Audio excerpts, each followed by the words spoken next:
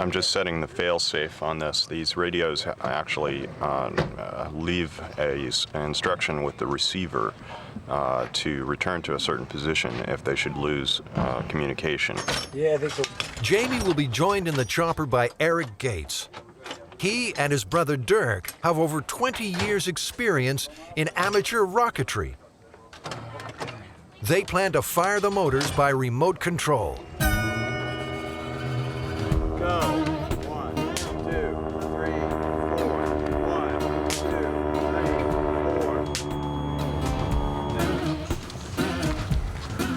3, 4. Jamie's going to do a dry run in the car. The rocket guys, I think, are going to do a test fire, so all systems are good. I expect it's probably about an hour to actual firing.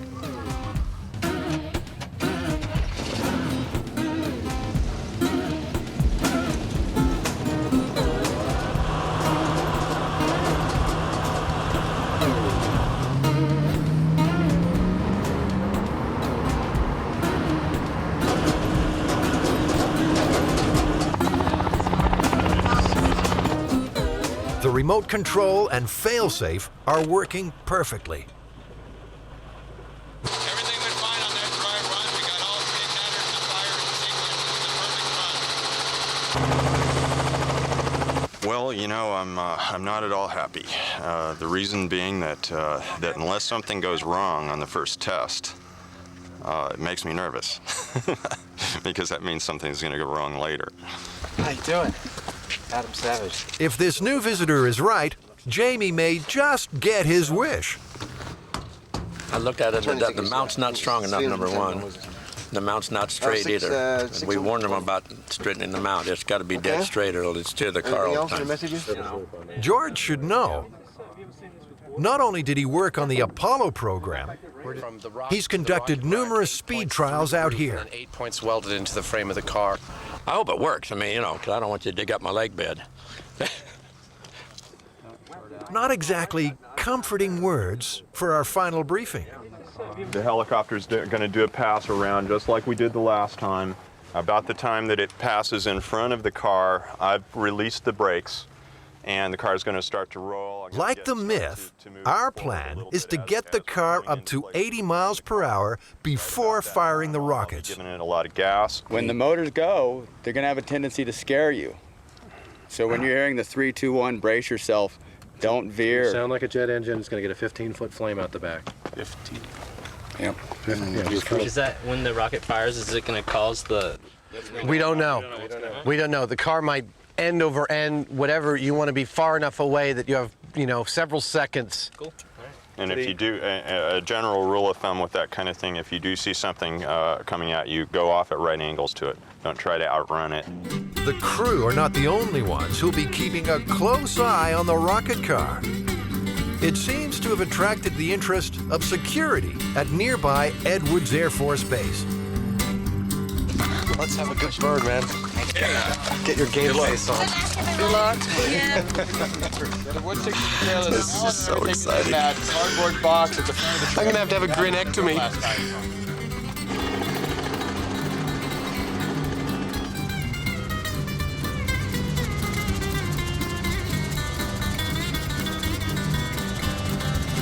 Green light to go. They're starting their circle now. Brakes are coming off. We are a go. Nothing's happening. We're aborting? Yep, we're aborting. We are aborting. We are aborting. Copy that. Copy that. Let's abort the whole thing. Okay, helicopter's coming in. Doesn't it go through the inside? So how do you get it? Looks like the car's old gremlins are back to haunt us. With all the focus on horsepower and thrust curves, we never did fix that fuel problem. The problem is that this is an older car, and we've been stirring up sediment in the bottom of the tank, and it's gotten into the fuel filter and clogged the fuel filter. All we have to do is pull the filter out and flush it out once in a while. We should get a good run here soon. That sort of answers my need for a small failure. I'll accept that one as a small failure.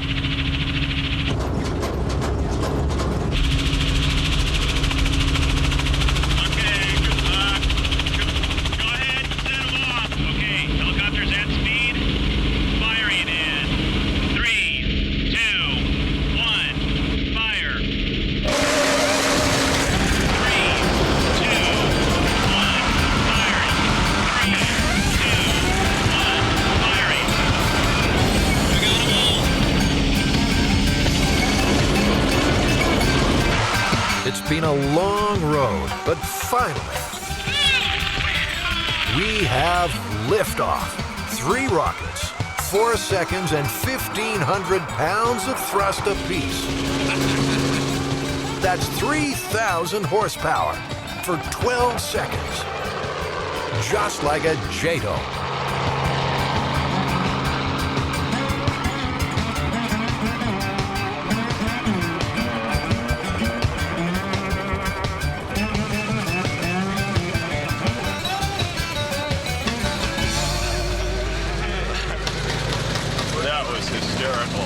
That was absolutely outrageous. What kind of speed do you think it got to? I don't know. The helicopter was having trouble keeping up with it. The chopper's top speed is 130 per hour. Hey! Ah! That was beautiful.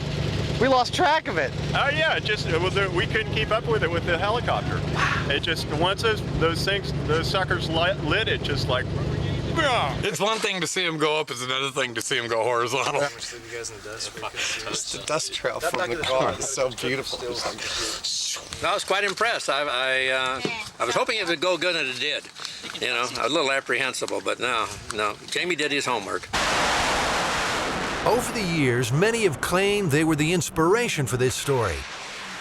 For those who really tried it, the results were the same. Most of the macabre stories belong to the dark days of medicine, when pronouncing someone dead was a hit or miss kind of science. So you have the story in the 17th century, Marjorie Elphinstone of Scotland gets actually buried. A few hours later, at nighttime, robbers come, they dig her up, and they are going to take the jewelry off her when she groans. And they all go running off into the night in terror, and she sits up, walks home, and outlives her husband. Modern medicine avoids uncertainties of the old days by using 5 different factors to pronounce someone officially dead. Well, the first thing that we would do is to induce some significant stimuli to see if there's any neurological response. And the way many of us do that is we take something scientific like a car key and we push very hard on the thumb to induce pain. Then we check for a pupillary response, usually using a pen light, and see if the pupils react. Then we would take our stethoscope and we would listen for a heartbeat, and usually while listening we also check for a pulse. And we use the carotid artery, and then finally we would listen over both sides of the chest for any respirations. So if a patient is not breathing and there's no pulse and there's evidence that the brain is not functioning, then that's the determination of death. Are you okay for another 7 minutes there, Heinemann? Feel perfectly fine. It's hot. That's the only thing that I don't like. Back at the workshop, Jamie's test run in the sealed casket has lasted nearly 50 minutes. His blood level of carbon dioxide peaked at 3%. 4% is getting dangerous. 10% is lethal. Waking up in a coffin, surprise, I think it would be a pretty scary experience. this stuff is like what gets you. You know, it's all being in a box is one thing, but you got all this stuff that's supposed to make it real nice and pleasant, and it's actually really kind of creepy, I think. Many of these stories are relatively recent. You have a man in South Africa in 1993 who is pronounced dead after a car accident. He spends 2 days in some kind of metal casket above ground, at which point he wakes up, and unfortunately he's not very happy apparently because his fiancée won't take him back, believing that he's a zombie come back to get her. So the next step is to load this up on our forklift, lower it down into our makeshift above ground grave, fill it with earth, and monitor Jamie until he begs for mercy.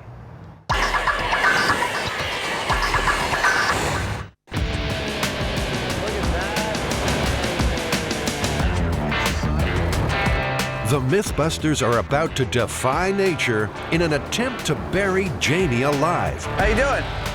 Hey, what the hell are we supposed to do with all this dirt? So buried alive, huh? Buried alive. You ever heard about anyone being buried alive? Well, I've heard of him. You know, I've seen movies, but I've never really actually seen it happen. Yeah. Stop. I'm a little apprehensive at the moment. I'm hoping that the box won't collapse, but I think it'll be all right. His dry run lasted 50 minutes, but now, under real conditions, Jamie will be feeling stress, producing more CO2, reducing his survival time. Are you comfy? Ah, yes. Good deal? Yeah. Okay, so you got your walkie, you got your mic on, that's your emergency oxygen, you have your pulse oxygen meter here, camera, thermometer, humidity sensor. Are you ready, Jamie? Farewell, cruel world. Bye-bye, Heine man.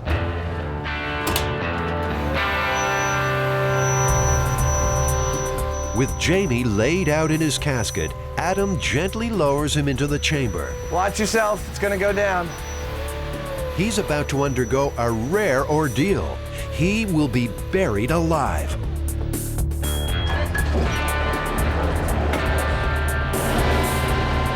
To match a burial as closely as possible, Jamie's temporary grave will be covered with several tons of earth. I got a fair amount of dirt in here, and it actually crushed the container a little bit. Roger that. Are you nervous about it? Over. No, I think I'm fine. It definitely had an effect on the casket, though. Loading earth on the steel casket is a calculated risk. It's up to Jamie to make the call. Well, all I got to say is be gentle on those dumps, because I'm worried about the lid slipping off of its sides or something like that. Jamie, would you like me to come in and check the lid out? Over. You're not going to be able to tell anything more than I can at this point. I'd say just keep going. I wish I had a light in here. He's a trooper, man, I'll tell you. Oxygen levels? Oxygen, he's at 98%. The medics are watching his vital signs closely. Any indication of acute stress, and he will be exhumed. I imagine my heart's beating a little faster than it was on the test, over. You'd be correct about that. It's at 95 right now, buddy. You are almost officially completely covered now, Jamie. The casket is getting so warped from the pressure that it's popped up the corners a little bit. Suddenly, the major worry is the very real possibility of Jamie being crushed inside the metal box. This thing's really starting to creak, and it's feeling like it's changing its shape. They decide to halt the Bobcat. They hope the casket can withstand the force pressing from above. The thing is buckling and changing shape on him. Truly. That's the last one we're doing. Because I can feel it coming in. You want out? Yeah. Roger that. We're going to get you out. Pull that back. Oh, wow. It will? Yeah, it buckled. Here we go. Just the head. Hey, Jamie. Hey. Here he is. Oh. And he's still alive. Did it do anything, or is that all my imagination? No, it didn't. Oh, it definitely was crushing it in. It was just sitting there going.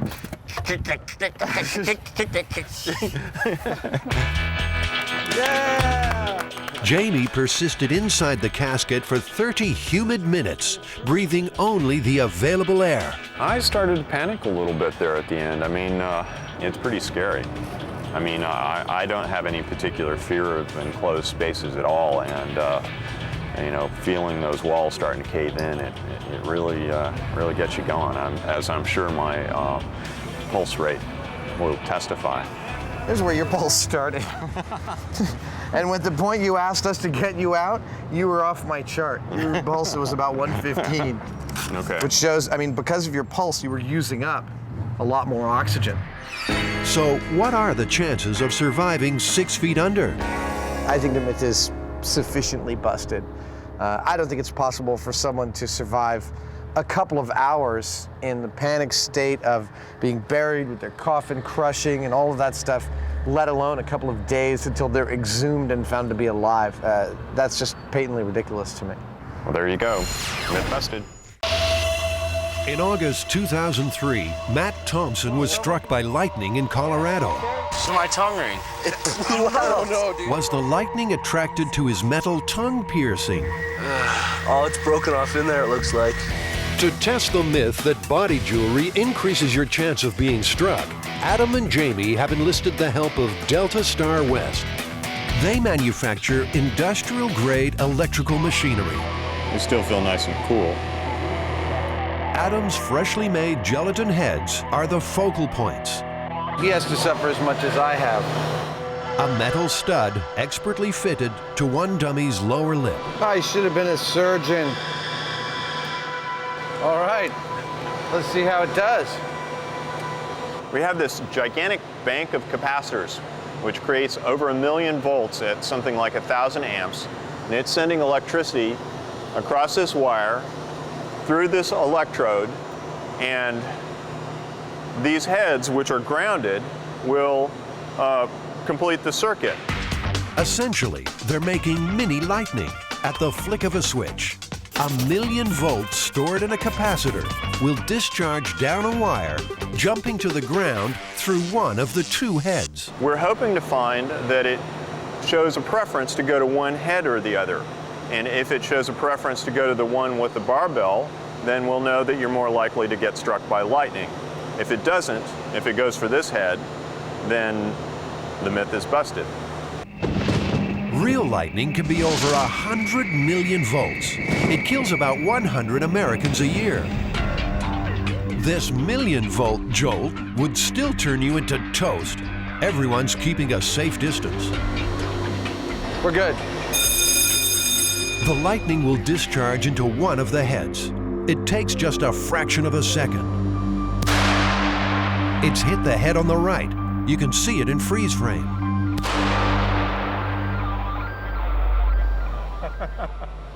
Here it is again on high-speed camera.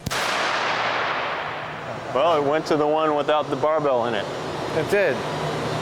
We learned a couple of really important things from the first test, and the first thing was that the lightning bolt went to the top of the head and no place else on the electrode, which tells us that that our rig is nicely set up. It's pretty neutral, and we are getting current to go through the head itself and not through the steel.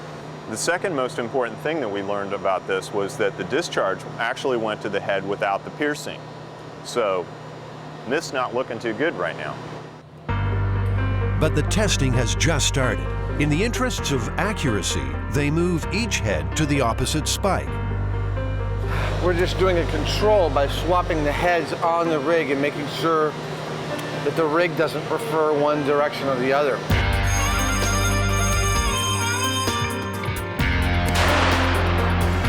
This time it hit the stud head. Well, one, I think, really important thing that I just saw was, I guess I was focusing in the right place at the right time. I saw the lightning bolt travel down like this, and it went right along this pathway. It did not go to that. So even in the head, if this was an attractant, thing for the lightning bolt, it would have gone there and down or something like that. It didn't. I clearly saw it take a pathway right down to the top of this. We're good to go on another shot. So the lightning hit the head, but not the stud. Same thing. Yeah, I saw that too. Interesting that it really doesn't do anything to the gelatin that we can see. Truly. So that's 2 strikes to the pierced head, 1 to the control head. Will swapping them back make a difference?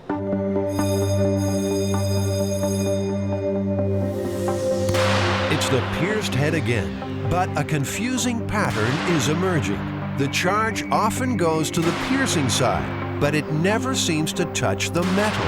The Mythbusters won't be satisfied until they can see the lightning hit the stud directly. You know, Jamie, we've now run this a dozen times or more. The heads are working perfectly, the rig is working great, we're getting consistent strikes, always to the top of the head. Not once has the lightning gone right for the stud. Yeah, you know, I mean, all we've got left to do is put a bunch of studs in there, some really big ones maybe, see what happens, see if we can get something to react to them. Like nuts and bolts and knives and forks? Yeah. Adam has apparently read the Hannibal Lecter style guide.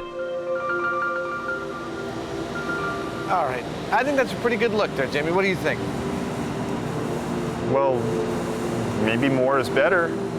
Let's fire it up. Okay.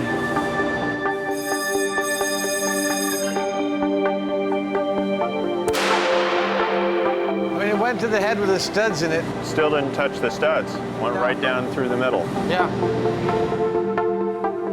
Maybe even more metal. Of course, if your tongue piercing is this big, lightning is the least of your worries.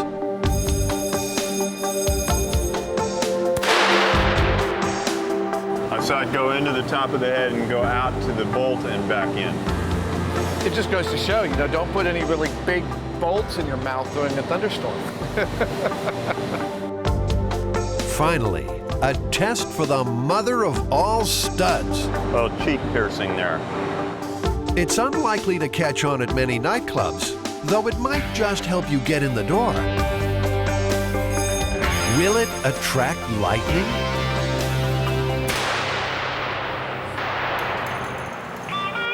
At last, a direct hit.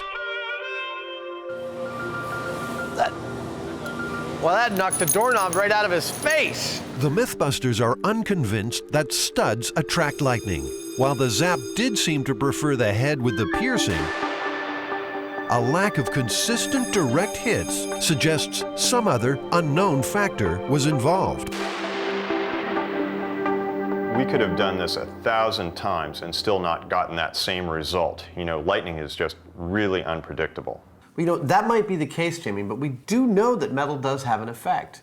You know, depending on how much of it there is and where it is on the body. And we did get a strike right to the doorknob, but come on, who wears a doorknob? The only thing this myth has shown the guys for sure is that Adam's wild days are over. Oh.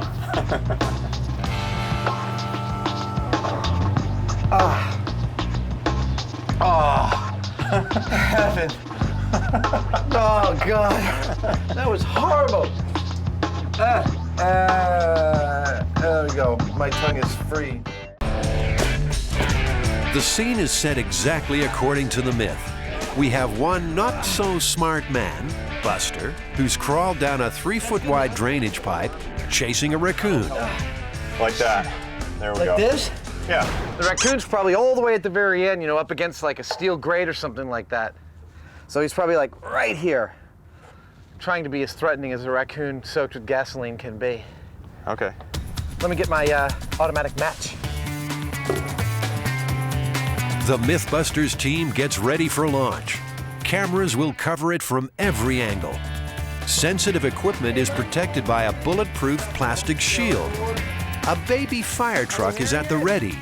And it's Big Daddy, just in case. Excited, we're gonna blow some stuff up, then we go home. Now, Jamie adds the final element, 5 gallons of gasoline. Okay, it's kind of a lot. Oh, it's kind of really a lot. It's a lot of gasoline pouring out of there.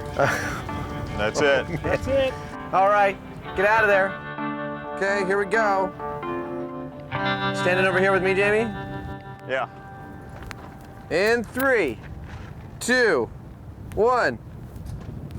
0. Nothing happens. Tell me if you see it lighting.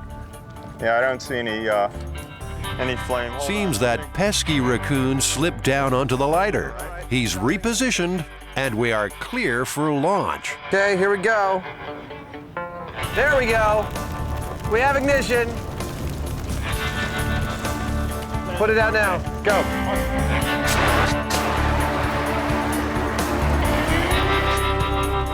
Well, that wasn't nothing at all. Nope. That was like a little campfire. Well, it probably would have set the whole tube on fire after a while. It singed the heck out of our raccoon. Let's see how our raccoon did. That's one piping hot toy raccoon, all right. But not much else, and certainly not enough to satisfy the destructive desires of these two strange men. The myth is in fact busted. But there's always two parts to a Mythbusters story. There's replicating the myth, and then there's duplicating the result.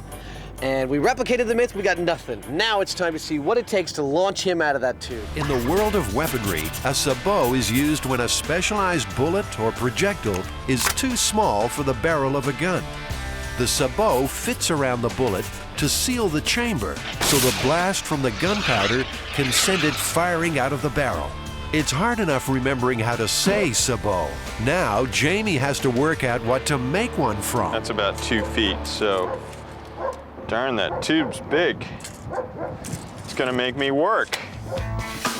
Oh, Jamie, that's beautiful. Easy as pie. But, usually things don't work this easy. 35, geez, you're within a quarter inch. Yeah, seems like it should be perfect. So without this thing, gases would just go past the dummy and not propel him.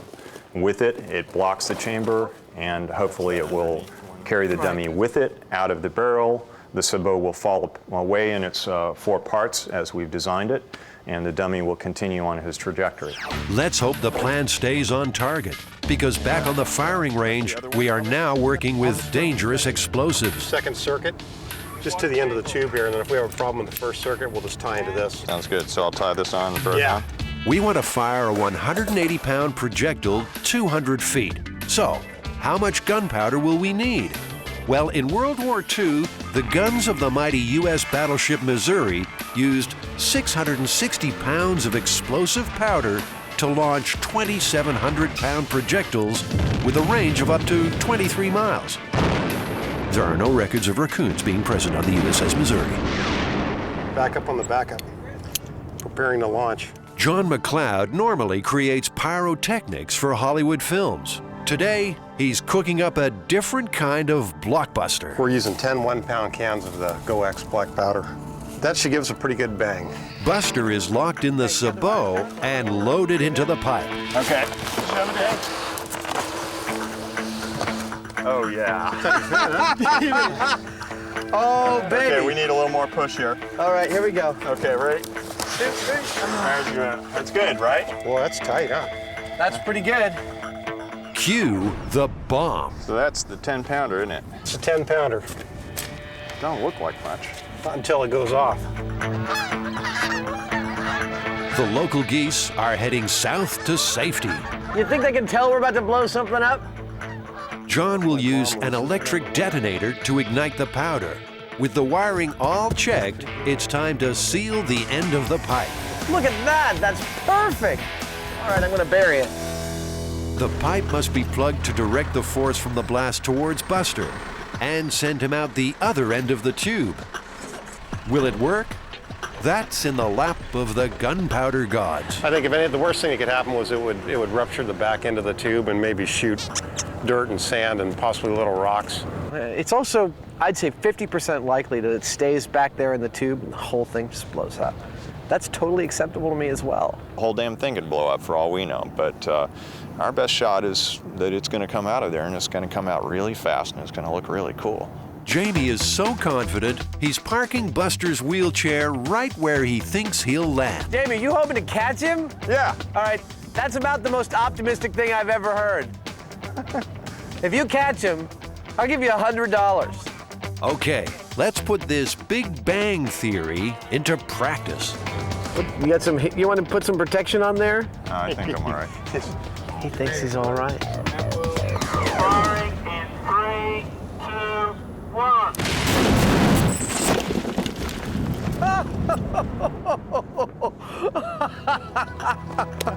Oh my God! I almost made the chair. You almost made the chair!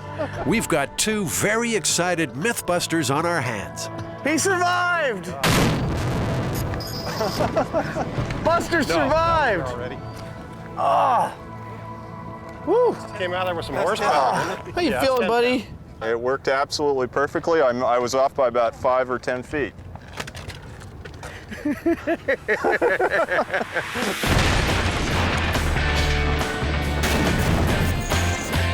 Buster heroically executed a textbook superhero-style exit from the cannon.